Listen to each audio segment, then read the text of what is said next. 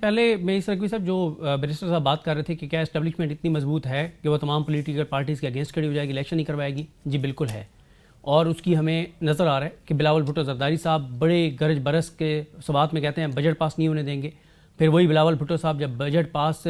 کروانے کے حوالے سے سیشن ہوتا ہے وہاں آ کے اور شہباز شریف صاحب کے بارے میں کہتے ہیں کہ پہلے وہاں پہ سوات میں دھمکیاں دیتے ہیں کہ شہباز شریف میں دیکھتا ہوں کیسے آپ بجٹ پاس کرواتے ہیں، اور پھر وہ وہاں جا کے پارلیمنٹ کے اندر تقریر کرتے ہیں اور کہتے ہیں کہ شہباز شریف تو ہمارا وزیر اعظم پیپلز پارٹی کا، نون لیگ تو ہے ہی نہیں۔ پھر وہ اسحاق ڈار جن کا نام ان کی اپنی پارٹی نہیں لیتی، کتراتی ہے، ان کا نام آ جائے تو ان کو ڈیفینڈ نہیں کر پاتی، بلاول بھٹو زرداری صاحب کہتے ہیں کہ انکل اسحاق ڈار وہ تو میری والدہ کے ساتھ بڑا اچھا ان کا تعلق تھا، ان کی وہ تعریفیں کرتے ہیں۔ پھر اس کے بعد مردم شماری کے اوپر پیپلز پارٹی اعتراضات کرتی ہے، لیکن سب سے پہلے جا کے دستخط کرتی ہے CCI میں۔ پھر ملٹری کورٹس کے اوپر کچھ لوگ پیپلز پارٹی کے بیٹھ کے ٹی وی پہ بات کرتے ہیں، پھر بلاول صاحب کو میسج آتا ہے اور بلاول صاحب پارلیمنٹ کے اندر کھڑے ہو کے کہتے ہیں کہ جی ہم تو ملٹری کورٹس کو سپورٹ کرتے ہیں، ٹھیک ہے آج تک ہمارا موقف کچھ اور تھا، اب ہم اس کو سپورٹ کرتے ہیں۔ پھر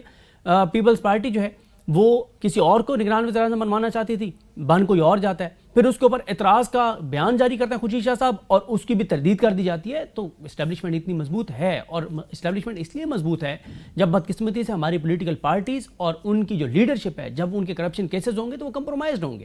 آصف علی زرداری صاحب کے فیک اکاؤنٹس کیس جو میں نے خود کور کیا ہوا ہے سپریم کورٹ آف پاکستان میں، وہ سپریم کورٹ نے ٹرائل کورٹ کو بھیجا تھا اور 42 ریفرنسز دائر کرنے کا کہا تھا، 42 اور ڈاکومنٹڈ چیزیں موجود تھیں۔ آپ آج اگر چاہیں ایک ہفتے کے اندر ایک کیس میں کنوکشن ہو جا سکتی ہے جس کے اندر سارے وہ موجود ہیں، ڈاکومنٹس موجود ہیں، چیک موجود ہیں، ساری چیزیں موجود ہیں۔ پھر اسی طرح سے